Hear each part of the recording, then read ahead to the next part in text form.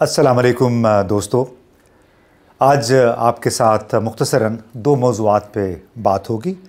ایک بات مریم نواز کی جنیوا میں ہونے والی سرجری، اور دوسری جنیوا ہی میں ڈونرز کانفرنس، جو اتفاق ہے کہ اسی وقت ہو رہی ہے جب مریم نواز صاحبہ اپنے والد نواز شریف صاحب کے ہمراہ جنیوا میں ہوں گی۔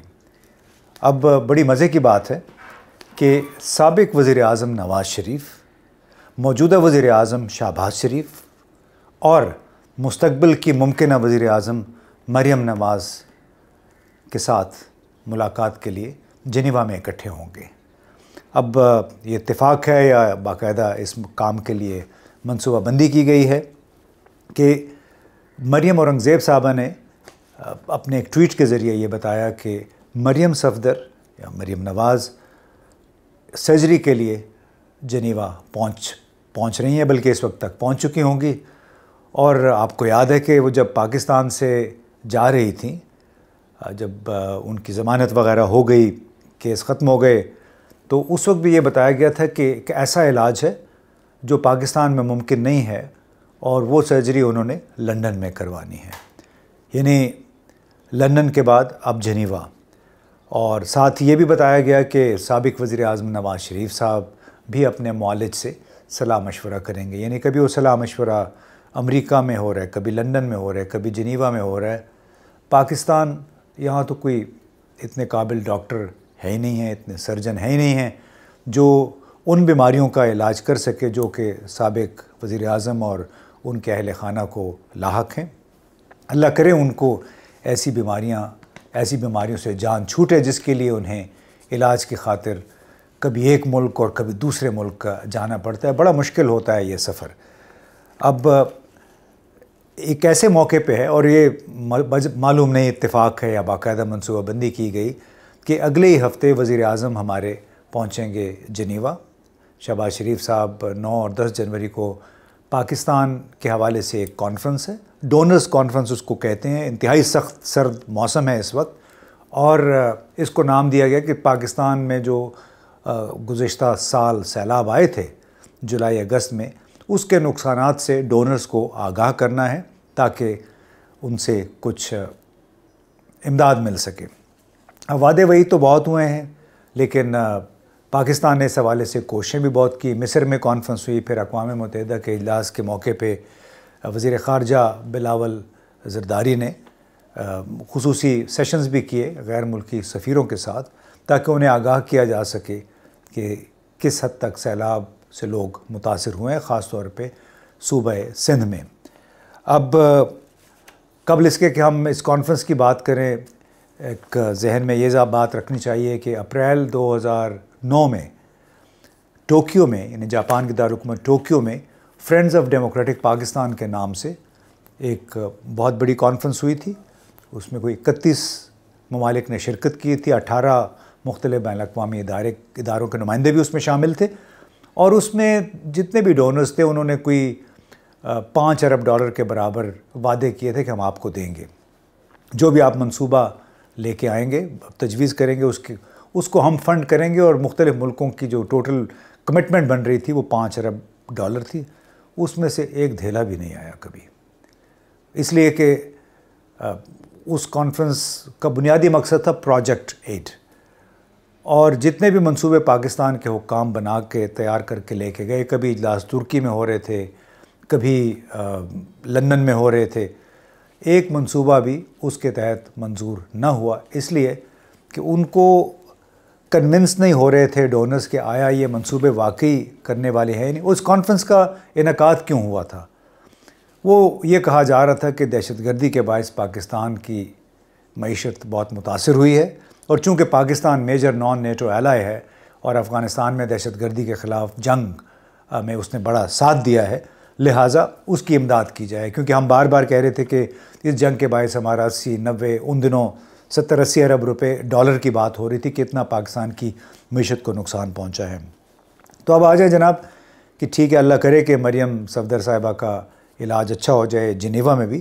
وہ الگ بات ہے کہ اس موقع پہ اس کو لندن میں جو گزشتہ سال طویل صلاح مشورے ہوئے جس کے نتیجے میں آرمی کے نئے سربراہ کا تعین ممکن ہوا، جنرل عاصم منیر کا۔ غالباً اسی قسم کے صلاح مشورے ہوں گے جنیوا میں ان کے پاکستان آنے سے پہلے۔ اب قطع نظر اس کے اب کانفرنس سے یعنی ڈونرز کانفرنس سے پاکستان کی توقع کیا ہے؟ کیا پاکستان کو امداد مل سکے گی؟ بار بار 16 ارب ڈالر کی بات ہو رہی ہے کہ ہمیں اتنے پیسے چاہیے۔ اب اس حوالے سے چند باتیں ہیں ذہن میں رکھنے والی۔ ایک تو یہ کہ یہ کانفرنس بڑی تاخیر سے ہو رہی ہے، سیلاب آئے تھے جولائی، اگست، ستمبر میں، اور اب نیا سال شروع ہو چکا ہے۔ پھر یوکرین کی وجہ سے تمام تر مغربی ممالک جو ان کی توجہ یوکرین پہ ہے، اور افغانستان یا پاکستان پہ توجہ نہ ہونے کے برابر ہے اس وقت۔ دوسری بات، سخت سردی ہے، ابھی بھی چھٹیوں کا موسم ہے، معلوم نہیں۔ ٹھیک ہے کہ دوسرے جو بائی لیٹرل اور ملٹی لیٹرل ڈونرز ہیں یا اقوام متحدہ اور اس سے جڑے ہوئے ادارے، وہ بھی اس میں ہوں گے، لیکن کیا واقعی پاکستان توقع کر سکتا ہے اس سے اس امداد کی جس کی انہوں نے تخمینے لگا رکھے ہیں؟ تیسری بات یہ ہے کہ سیلاب کے نقصانات کے نام پہ ایسے لگ رہا ہے کہ ہم بھیک مانگ رہے ہیں۔ یعنی وزیر اعظم صاحب نے، وزیر خارجہ نے مختلف کانفرنسوں میں بار بار کہا کہ کلائمیٹ جسٹس ہونا چاہیے، یعنی ماحولیاتی نقصانات ہیں، ماحول کی خرابی کے باعث جو نقصانات ہو رہے ہیں، ہمارا اس کا ازالہ کیا جائے، ہمیں اس کے حوالے سے جو نقصانات ہیں ہمارے پورے کیے جائیں۔ تو جناب فلپائن، بنگلہ دیش اور کئی ممالک جہاں پہ قدرتی آفات آتی رہتی ہیں، کبھی انہوں نے اتنا شور نہیں مچایا جتنا شور ہم مچا رہے ہیں۔ کبھی انہوں نے خصوصی یہ کانفرنسیں منعقد نہیں کی ہیں جس طرح ہم ابھی کر رہے ہیں۔ حالانکہ ڈپلومیٹک کمیونٹی کے خیال میں جنوری فروری کے مہینے کوئی اچھے نہیں ہوتے ہیں اس قسم کی کانفرنسیں منعقد کرنے کے لیے۔ اور پانچویں بات یہ ہے کہ آخر ایسی کانفرنسوں سے حاصل کیا ہوتا ہے؟ کیا دنیا کو معلوم نہیں ہے کہ پاکستان میں اس وقت گورننس کا کیا حال ہے؟ کس طرح یہاں پہ عوام کا پیسہ لوٹا جاتا ہے؟ ان کو یہ بھی پتہ ہوگا، ظاہر ان کے اپنے سفارت خانے بتائیں گے کہ اس وقت پاکستان کی کابینہ 75-80 افراد وزراء پہ مشتمل ہے، جو آپ کے طور اتوار ہیں ویسی عیاشی والے ہیں۔ تو کیا ان کو معلوم نہیں ہوگا جب آپ ان سے بھیک مانگنے کے لیے جائیں گے؟ تو آخری یہ بڑی بات ہے کہ جس طرح 2009 اپریل کی ٹوکیو کانفرنس سے ہمیں کچھ نہ ملا، یہاں بھی امید نہیں ہے کہ کچھ مل پائے گا۔ اور آخر میں یہ کہوں گا کہ آخر کب تک ہم قدرتی آفات جیسے زلزلہ ہے، سیلاب ہے، یا دہشت گردی سے ہونے والے نقصانات کو ایک موقع سمجھ کے، دوسروں سے پیسے بٹورنے کا موقع سمجھ کے ان کے آگے ہاتھ پھیلاتے رہیں گے؟ ہمارے لیڈر کب تک کشکول لیے در بدر کبھی ایک ملک کبھی دوسرے ملک جا کے پیسے کی، فنڈز کی بھیک مانگتے رہیں گے؟ اب اگر یہ ان کی روش بہتر ہوتی تو آج یہ نوبت نہ ہوتی کہ پاکستان کی فوج کے سربراہ جنرل عاصم منیر ایک بار پھر سعودی عرب اور متحدہ عرب امارات کے 7 روزہ دورے پہ نکل چکے ہیں۔ اس سے پہلے جنرل قمر جاوید باجوہ سابق آرمی چیف نے بھی کچھ ایسے ہی کیا، جب ضرورت پڑی تو مالی وسائل حاصل کرنے کے لیے انہوں نے جا کے سعودی عرب کی منتیں کی، چین کی، اس طرح متحدہ عرب امارات سے بھی کچھ امداد حاصل ہوئی۔